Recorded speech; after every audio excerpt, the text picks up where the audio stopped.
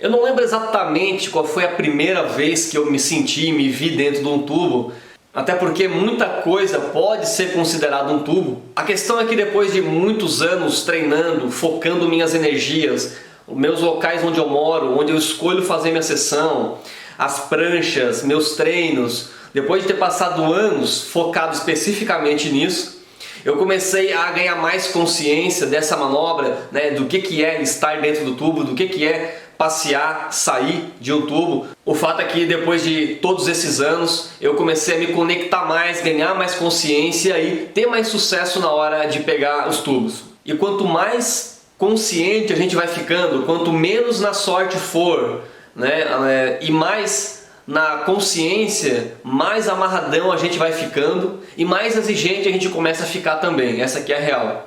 Depois de pegar vários tubos aí na minha vida, seja para a direita, para a esquerda, curto, longo, saindo na porta, saindo pelo dog door, só um chapéu, ou seja, aquele um pouco mais profundo.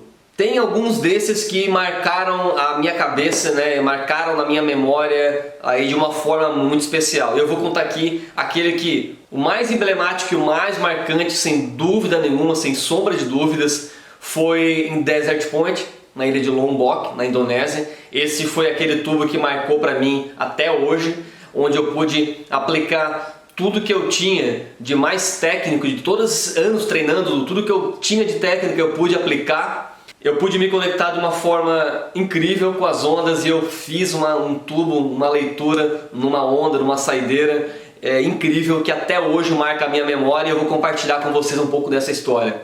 Vários e vários anos de treino, especificamente em tubos, me fizeram, ter aí, desfrutar dessa sessão simplesmente incrível. 2 anos atrás, minha primeira trip para Bali, e o que aconteceu foi algo muito marcante, pois foi minha primeira trip para Bali, depois de ter passado aí cerca de 15 dias ou um pouco mais pegando altas ondas em Uluwatu, Binguim. Finalmente tinha chegado a hora aí de eu partir para Desert Point. Eu estudei bem as previsões de ondas, eu estudei quais eram as combinações de maré, vento, onda que melhor iria proporcionar as condições de surf para Desert Point, até porque de Bali até Desert Point não é uma trip, um rolê tão simples, envolve pegar balsa, envolve uma locomoção um pouco desgastante, vamos dizer assim, mas chegando lá, obviamente que a recompensa ela vem. Mas é interessante, quando a gente sai de Bali, por exemplo, para ir até Lombok, até Desert Point, é interessante que a gente dê um tiro certo. Então, depois de ter estudado bem quais eram as principais condições de maré, vento, onda que quebravam e proporcionavam aquelas esquerdas épicas em Desert Point, depois de alguns dias, de 15 dias mais ou menos em Uluwatu, naquela região, eu vi que os elementos começaram a se encaixar. E aí usamos aqui, eu estava com a minha mulher nessa trip, usamos o nosso planejamento para partir em direção a Desert Point, chegar um dia antes, se ambientar para o dia do swell, nós estar lá firme, forte, descansado e poder desfrutar daquela onda. E quando a gente viu que os elementos iam se encaixar, então a gente decidiu, vamos tocar para Desert. Enfrentamos aí as 6 horas de balsa, atravessando da ilha de Bali para a ilha de Lombok. Depois mais algumas horas de transporte até próximo de Desert Point. Na verdade nós não ficamos em Desert, na beira da praia, nós ficamos numa vila um pouco antes. E nós chegamos lá um dia antes, então nos preparamos, agendamos ali o transporte e fomos cedinho. No primeiro dia, eu fiquei 2 dias em Desert, surfando em Desert um dia inteiro.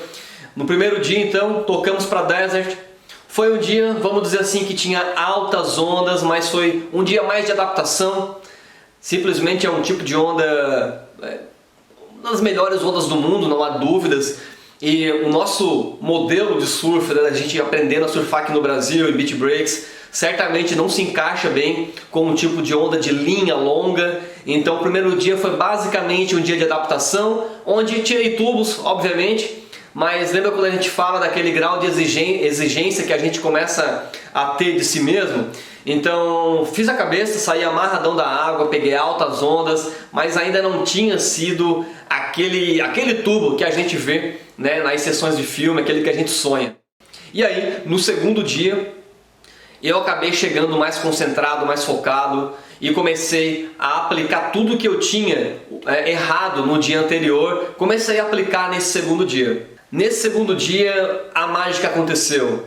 Eu comecei a entender como eu tinha que andar na onda. Na verdade, eu estava naquela acostume, né, um pouco das nossas zonas do Brasil, a dar passadas mais curtas, a até mesmo bater a prancha às vezes na passada, e quando eu virei a chave e entendi que os movimentos lá eram muito mais longos, era um bottom mais profundo, uma cavada lá em cima no highline, era uma passada muito mais longa, sem batida de prancha, fazendo a prancha deslizar e sentindo, né, a prancha fluir pela onda. Esse era o movimento. No primeiro dia eu não tinha virado essa chave, mas como eu errei algumas ondas épicas, eu comecei a entender que faltou muita habilidade para mim, e no segundo dia eu comecei a corrigir, comecei a fazer uns movimentos mais longos, uns movimentos mais limpos, mais fluidos, e conforme eu ia aplicando essa técnica, ia vendo que ia funcionando, eu ia entendendo que eu estava no caminho certo.